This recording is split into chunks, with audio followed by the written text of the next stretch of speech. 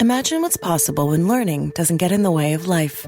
At Capella University, our game-changing FlexPath learning format lets you set your own deadlines so you can learn at a time and pace that works for you. It's an education you can tailor to your schedule.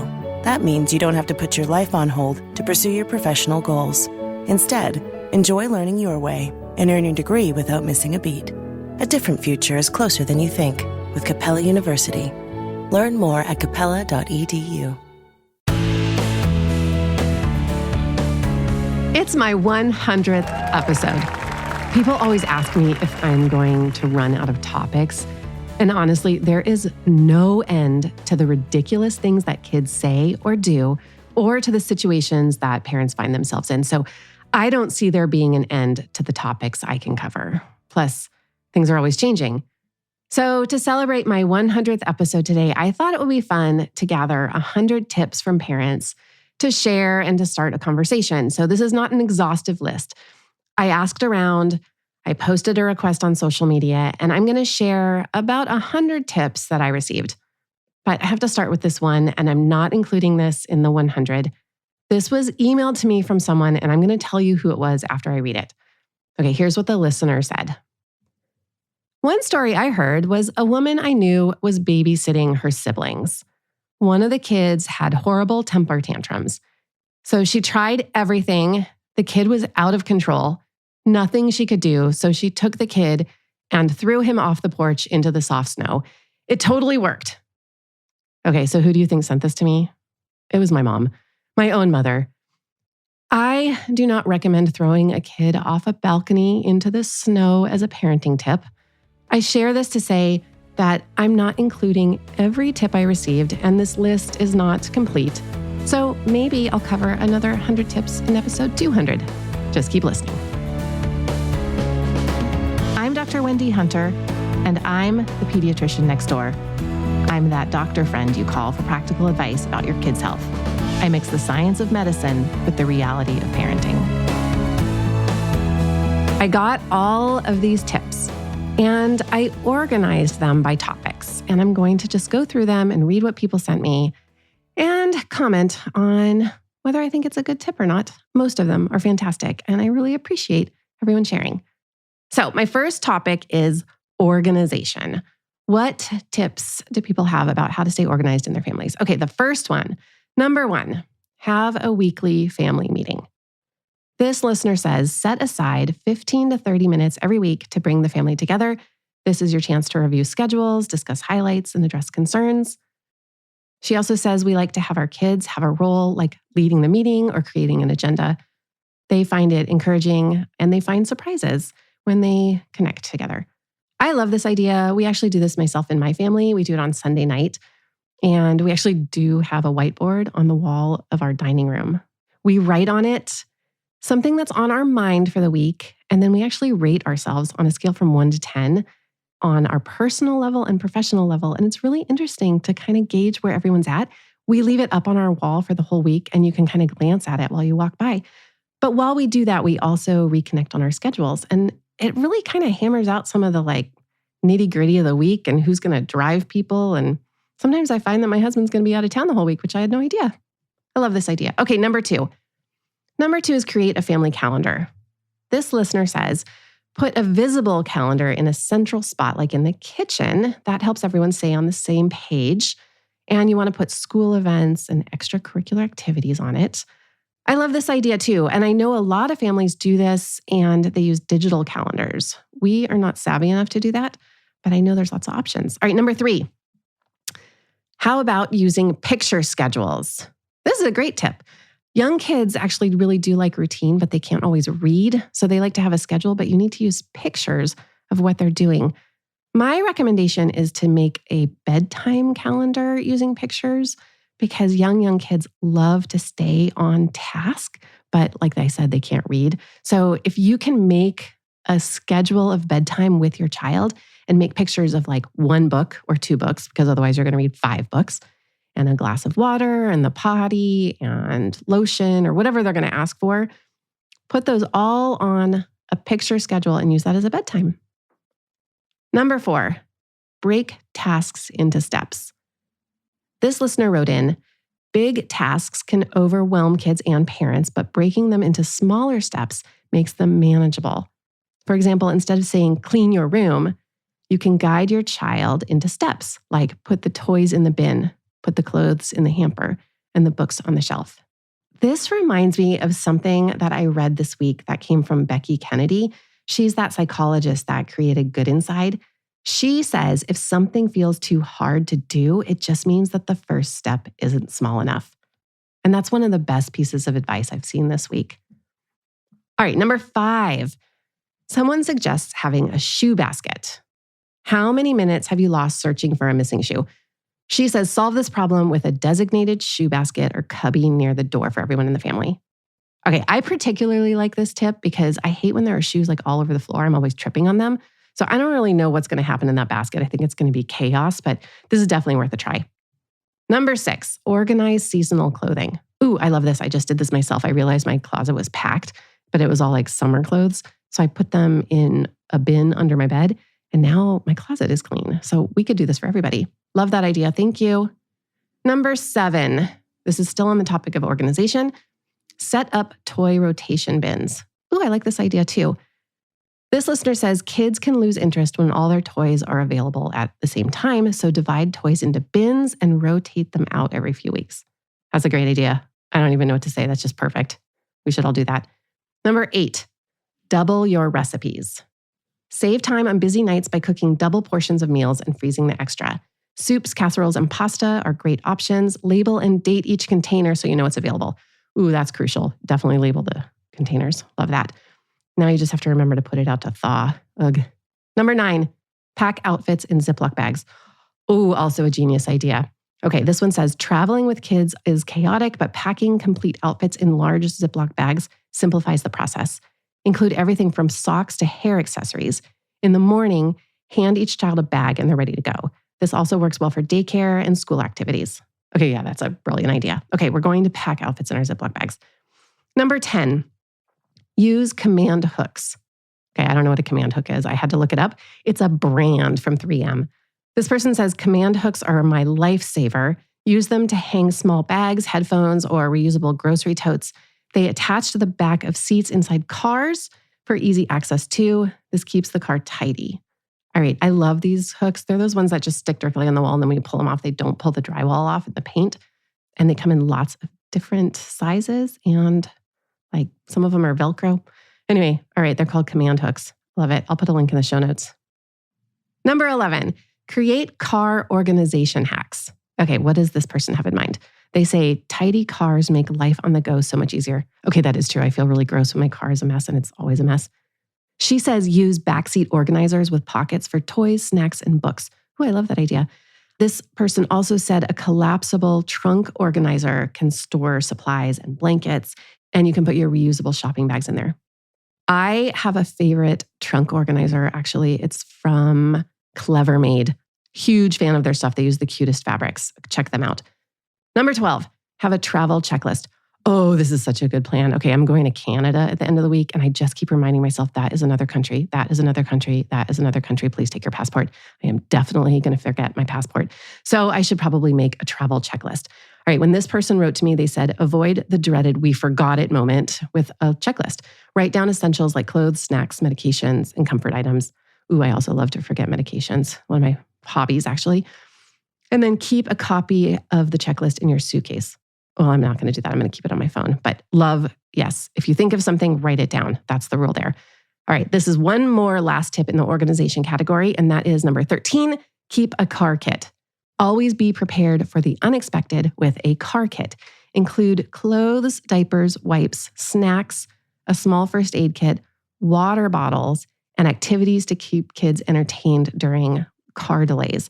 For families in cold areas, add a blanket or hand warmers. Ooh, that's a good idea. Tailor the kit to your family's needs. Okay, love all of those. Now we are moving on to tips for daily life. Number 14, prep snacks in advance. Oh God, this is like the best advice ever. You know how you always complain about your kids never eating any vegetables or fruit? All right, this listener said, eating healthy is easier when you're prepared. Take a few minutes each week to wash, cut, and portion out fruits and vegetables into grab-and-go containers or bags. Options like carrots, apple slices, bell pepper strips are easy. Store them in the fridge at kids' eye level so they can help themselves. For longer lasting snacks, try prepackaged nuts, dried fruit, or crackers. This saves time, reduces reliance on processed foods, and makes sure you always have nutritious options. Okay, love that idea. Prep snacks in advance. Number 15. This one says use a timer. What do they want to say? All right, this listener said, timers are surprisingly effective in avoiding power struggles during transitions like bedtime, cleanup, or leaving for school. Ooh, that is a good idea. You know, my son even actually sets a timer. He is 17 years old, and he sets a timer to go to school still. Kids tend to resist direct commands, but they respond better to neutral countdowns. Okay, so if it's not you doing the countdown, at least it's like the timer, so it's not you. This listener says, say something like, in 10 minutes, it's time to brush your teeth, then set the timer. You can also make it a game by challenging them to beat the timer during tasks like cleaning their room. A kitchen timer works well, but there are also fun apps that make timers kid-friendly with visuals and sounds. Okay, that's a great tip. Using a timer. All right, go find one. Go find an app or buy a kitchen timer. Number 16.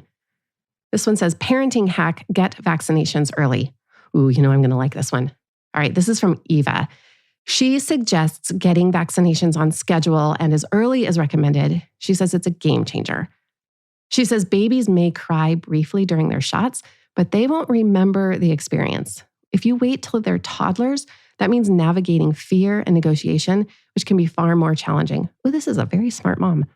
She says staying on schedule not only protects your child from illnesses, but also saves parent stress. And bonus tip, bring a comfort item or a treat for after the appointment to make it a positive experience.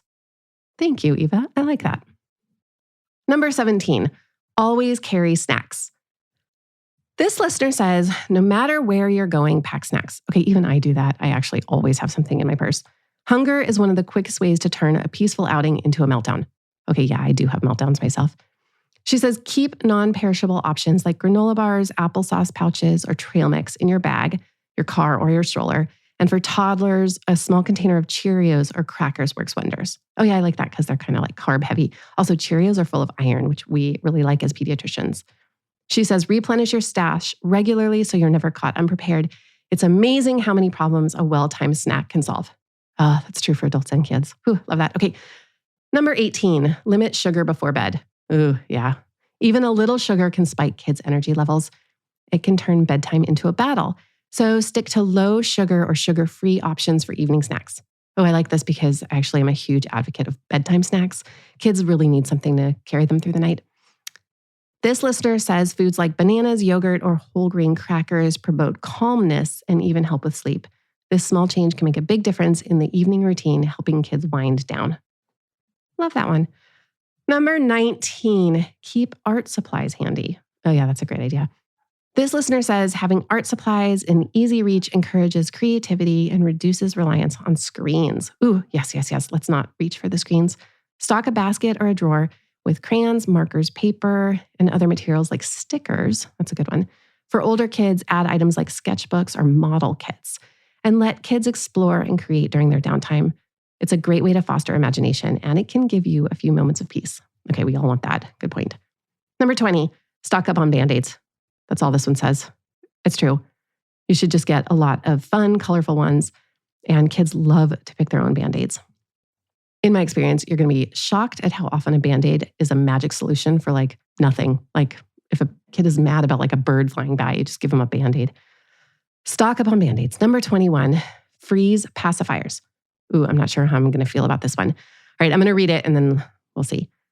This listener says, teething can make babies fussy. I do know that. Actually, I don't even know if that's true. Kids are teething all the time and they're fussy all the time, and I'm not sure those overlap. Anyway, okay, so she says, frozen pacifiers offer quick relief. Rinse and freeze them for a soothing tool. For even more comfort, dip the pacifier in a bit of whiskey. No, it doesn't say that. It says breast milk before freezing. Oh, you make a breast milk popsicle. Not a bad idea. Always check that the pacifier is safe for freezing and keep an eye on your baby while they're using it. Oh, you don't want it to crack and break. Okay, so I'm not sure freezing is the best idea because you can get frostbite on your kids' gums. So you do need to be really careful about this. But I actually have heard of people making breast milk popsicles. So kind of interesting. I would suspect that the cold just distracts from fussiness and not necessarily that it soothes the gums, because there are some studies, I've talked about this before, where kids were followed and a dentist looked at their mouth every day to see when they were teething, and it was completely unrelated to when they were fussy. So kids are teething all the time. I'm not sure that we really need to treat teething. Anyway, that's kind of controversial. Okay, but the point is you can try freezing a pacifier. It's fine. Just don't give them frostbite. Number 22, use sunscreen sticks. Okay, huge fan of this tip. All right, this person says squirmy kids and sunscreen are a frustrating combination.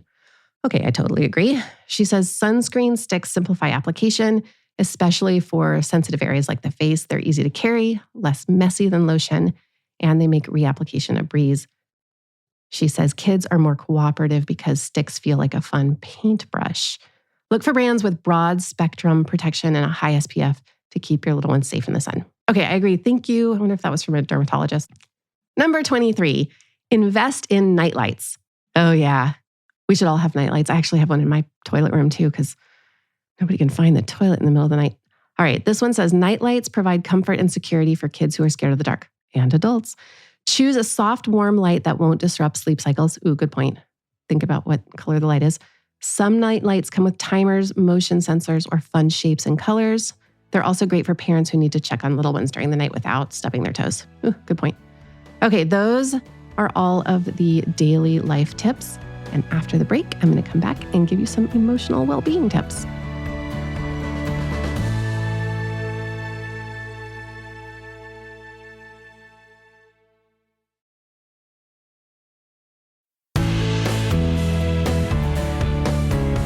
Now we're about to get real serious here, I think. So this is a list of all the tips I received about emotional well-being. We are on number 24. Celebrate small wins. Oh, okay. Let's see what this one says. It says, life is made up of little moments, so make it a habit to celebrate them with your kids. Did your child remember to put their shoes away? Acknowledge it. Finish their homework without a meltdown? Give them a high five. Even small accomplishments like sharing with a sibling deserve a little cheer. Let them know you see their efforts and you'll build their confidence while creating a positive environment. Okay, love this one. This is like one of the hottest parenting tips, and that is not to praise a characteristic about your child, like you are so kind, but instead find very specific things they did, like you finished your homework all the way through without breaking down. Good job. Or, oh, I saw you share that with your brother. I am so impressed and proud of you. So very specific. All right, we're celebrating the small wins. That was number 24. Number 25, respect their feelings. Oh, this is also a good tip. This is something my pediatrician taught me. When your child is upset, there is an instinct to fix it. But before jumping in with solutions, start by validating their feelings. So before offering a solution, say something like, I see you're really frustrated, or that sounds disappointing. Show that you understand and respect their emotions, and that helps them feel heard and makes them more open to problem solving when they're ready to hear it. Okay, this definitely is true for teenagers as well. Don't try to fix them. I agree. Before you jump in, just listen. And with teenagers, I like to just repeat back what they said, just like almost literally. That works very well for them. Number 26, prepare for big emotions. Ooh, I don't know what this one is going to say, but this is really front of my mind right now because a very, very dear friend, her mother lost her house in the wildfires and her mom is having a lot of big emotions. And so I've just been listening to my friend, and I don't want to offer her advice, but I don't know how she's supposed to deal with her mother's roller coaster of emotions about losing her house along with all of her neighbors. Anyway, okay, this one, 26, prepare for big emotions. This person wrote in, kids have big feelings that often come out of nowhere. Be ready for those moments by keeping tissues handy and practicing your calm, steady voice. Deep breaths work wonders for parents. 2, if your child is melting down, they're looking to you to help them navigate the storm. Ooh, that's a good point. Staying calm teaches them that it's okay to have emotions and that those feelings don't have to be overwhelming. Okay, this is exactly the advice I was giving my friend, is that she needs to stay calm so that when her mom is happy and then all of a sudden her mom loses her mind, that she herself is that calm, steady voice. And it's really hard. That's just really hard. Number 27, set realistic expectations. Okay. What does this one say? Kids are little humans learning their way in the world. Oh, true. They are not miniature adults. Oh, I say that all the time. It's like a joke in pediatrics that kids are just little adults. They are absolutely are not. All right, this goes on to say mistakes are part of the process. Instead of expecting perfection, focus on progress. Did your child try hard, even if they didn't succeed? That's worth recognizing. Set realistic expectations and you'll reduce frustration on both sides and create a more supportive environment for growth. We need to do this for ourselves too. I think I have like a huge list of things I think I can get done in a day, and then I think I'm lame because I didn't get them done, but maybe I should be more realistic about my expectations of what I can get done in a day. I don't know what the lesson was there, but that was good. Okay, number 28, practice calm responses. All right, we're back to this. This is a very important one. This one says, have you ever noticed how quickly kids mirror your tone and behavior? If you want them to stay calm, show them how it's done. When you feel your own patience being tested, pause, take a deep breath, and respond calmly. You will model how to handle stress gracefully, and over time, your child will pick up on that skill too. My God, I have some brilliant listeners. I really like that one. Okay, we're going to practice our calm responses. Number 29, celebrate failure. Oh yeah, failure, that's the other F word, right? This might sound strange, but teaching kids to embrace failure is one of the best gifts you can give them. Share your own flops, whether it's burning dinner or getting something important and forgetting about it. Talk about what you learned from it. When kids see failure as a stepping stone, not a roadblock, they become more resilient and willing to try new things. Okay, great point. Let them see you fail, talk about your failures, and then let them fail and help them to reframe it as a stepping stone. I like that. They always say that the difference between an expert and a novice is that the expert has failed far more times. Number 30, encourage positive affirmations. Oh yeah, we all have a mean girl inside us, don't we? Let's teach our kids not to listen to that mean girl. Okay, this one says, the words we say to our kids become their inner voice. Fill their minds with positivity by using affirmations like you are kind, you are creative, or you are capable. Even better, encourage them to say affirmations about themselves. It's a simple way to boost self-esteem and help them build a strong sense of identity. I think I'm going to have to think about that one a little bit. It's kind of like counter to what I just said about being specific. I think maybe just be specific about their affirmations. Number 31, create a calm down corner. Okay, this is the last one in the emotional list, and this is crucial. I love a calm down corner. This one says, every family needs a little space to regroup sometimes, including kids. Set up a calm down corner with cozy pillows, stuffed animals, or sensory toys where they can go when they're feeling overwhelmed. It's not a punishment, but a place for emotional resets. Teach them to use it as a tool for self-regulation, and they will develop skills to maintain their own big emotions. I totally agree with the calm down corner. I like to put a pinwheel in the corner because then you can blow on it and it helps you like take deep breaths. And I also like silly putty. The challenge here is to find a place in your house where it fits. But just look around, get creative, you'll find something. The next section is on discipline and learning. So let's see what people sent me in here. We are on number 32. And number 32 is use natural consequences. This one says, and I think this was from one of my dads. Yeah. He says, sometimes the best teacher is experience. If your child refuses to wear a jacket and it's cold outside, let them feel the cold. Or if they leave their toys out, they might not have them handy when they want to play. These natural consequences teach responsibility in a way no lecture ever could. Just be ready with a hug when they learn the lesson. Okay, I think that's pretty funny. Like, yeah, you don't want to wear a jacket? All right, let's go outside and play in the snow. See what happens there. Number 33, empower with choices. Yes, choices are crucial. Okay, this one says, kids love to feel in control. Yeah, I know, right? Offer them simple choices to give them a sense of power. It can be as small as asking red cup or blue cup, or asking, would you like to read before or after brushing your teeth? Choices help avoid power struggles and encourage independence. Plus, it's a sneaky way to make them feel like they're calling the shots while you are not involved. That one's good. Number 34, praise effort, not outcome. Okay, we've kind of talked about this already. Instead of focusing on the results, celebrate how hard a child worked. Whether they painted a messy masterpiece or studied hard for a test, praising their effort teaches them that trying is what matters most. Say, I'm proud of how much time you spent on this, because that builds resilience and encourages them to keep going even when things are hard. Number 35, teach problem solving. Oh, love this. Okay, let's dive deep here. This one says, if your child comes to you with a problem, resist the urge to jump in with a solution. Instead, ask, what do you think we should do?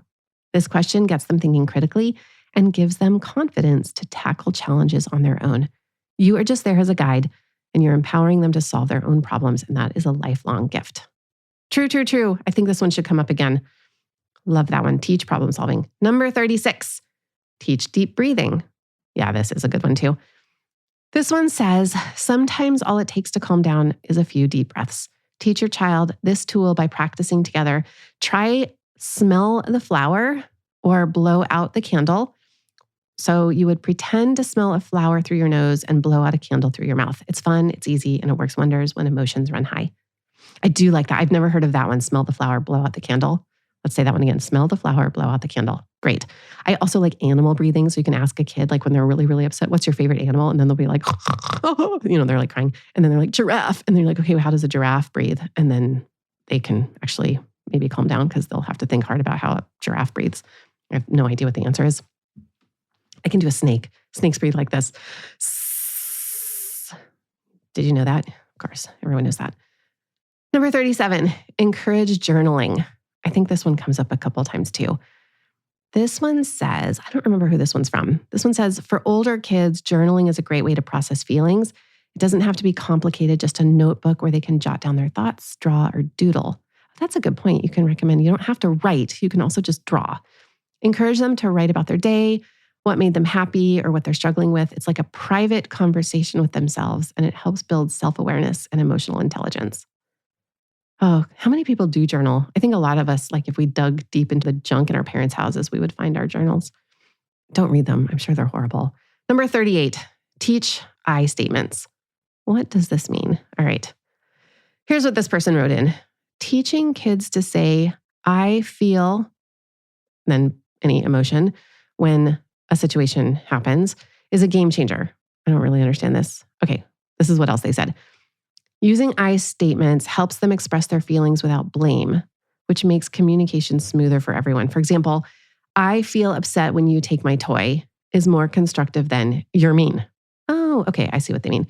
It's a tool they can use for life to navigate relationships with empathy.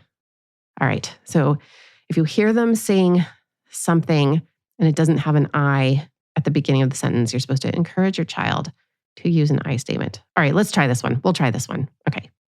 Think about it. Just jot it down right now and think about it later. We're moving on. Number 39, teach body autonomy. Oh yeah, I did a whole episode on this. I think it was my first episode of 2024. Yeah, it's a good one. It's never too early to teach kids that their body belongs to them. Encourage them to say no if they're uncomfortable and respect their decisions, even for small things like hugs or tickles. Yes, yes, yes. Okay, this person is so right.